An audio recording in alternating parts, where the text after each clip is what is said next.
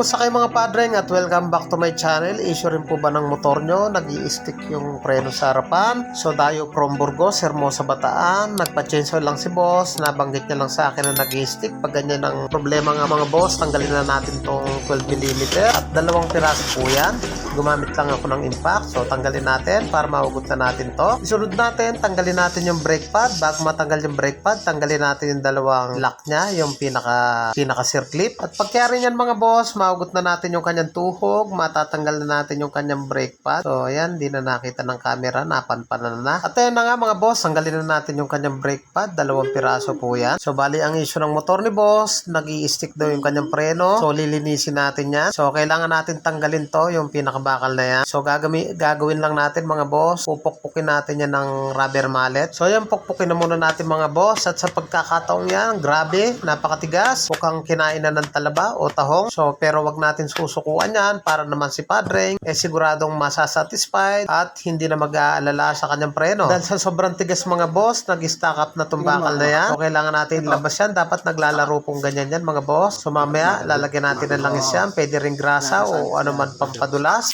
So yan, habang pupukpuk ako ng rubber mallet, naisipan ko na kailangan ko ng mas mabigat. So gagamit ako ng martilyo dyan at tsatsagain natin palabasin yan para naman maayos natin. So linangisan ko na muna mga boss at gagamitan ko na ng mahiwagang martilyo yan at pepersahin ko na yan upang mailabas natin. At ayun na nga mga boss, sinapinan ko na ng basahan. Pinepersa ko na siya ng martilyo mga boss at talagang grabe, napakatigas. Daig pa yung bakal o bato. So yan, kahit anong paraan, ginagawa ko na. Nagpatulong na ako kay boss. Siya na yung pumupukpok at talagang ayaw pa rin. At hindi natin susukuan yan hanggang sa ito ay sumuko.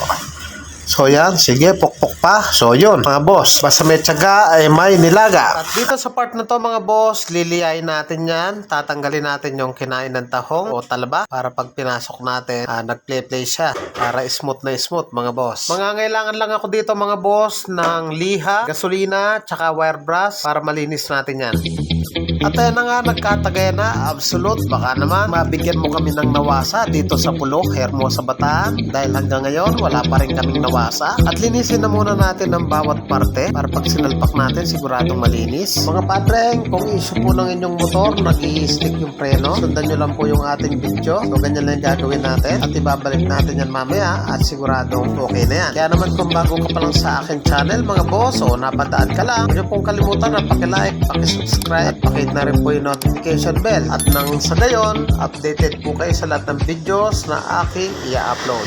At dito sa part na to mga boss, ito yung halos kinalawang na. So ginamitan ko lang siya ng wire brush. Pagkatapos niyan, gagamitan ko pa siya ng liha para siguradong matanggal yung kanyang mga kalawang. So ayan, lihain natin paikot. At yung pagsasalpakan niya, lilihain din natin para naman pag binalik natin, nagkakaroon na siya ng play at smooth na smooth. So ginamitan ko nga pala siya ng lagari dahil sa tingin ko na hindi pa sapat ang kanyang linis. Tapos ulitin ko ulian ng liha. So sa paggagawa, konting tiyaga para quality po yung ating trabaho. Dahil si boss sa dami-daming nagagawa sa bayan at dito pa niya naisipan na magpunta para magpagawa. Isiguraduhin natin hindi mapapaya si boss sa ating trabaho. So yun na nga mga boss, napakalinis na natin. So linuglugan ko lang siya ng gasolina. So ayan, lininis ko na rin tong part na to para pag binalik natin yung brake pad, hindi sumasabit at siguradong malinis na malinis mga boss. Binilog ko lang yung ating liha para doon sa sinasalpakan ng pinaka-arm. Lilinisin din natin yan para pag binalik natin, maganda po yung kanyang play. So, ito yung part na to. Liyain lang natin. So, liitan lang natin.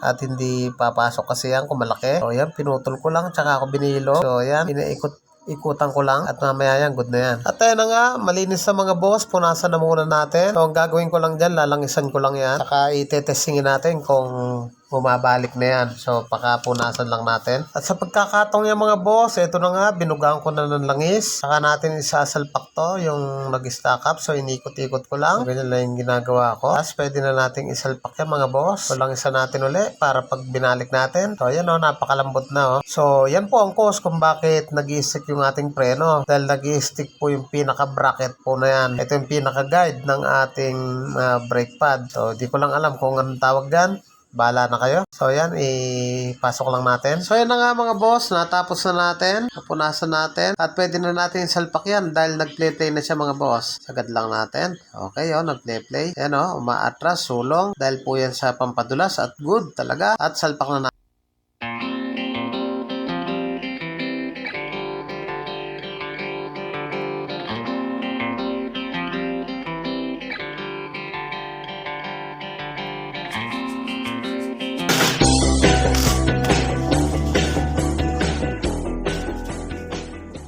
So yung mga padreng, binaklas natin yung kanyang preno, yung dito sa part dito, nag-stock up na siya.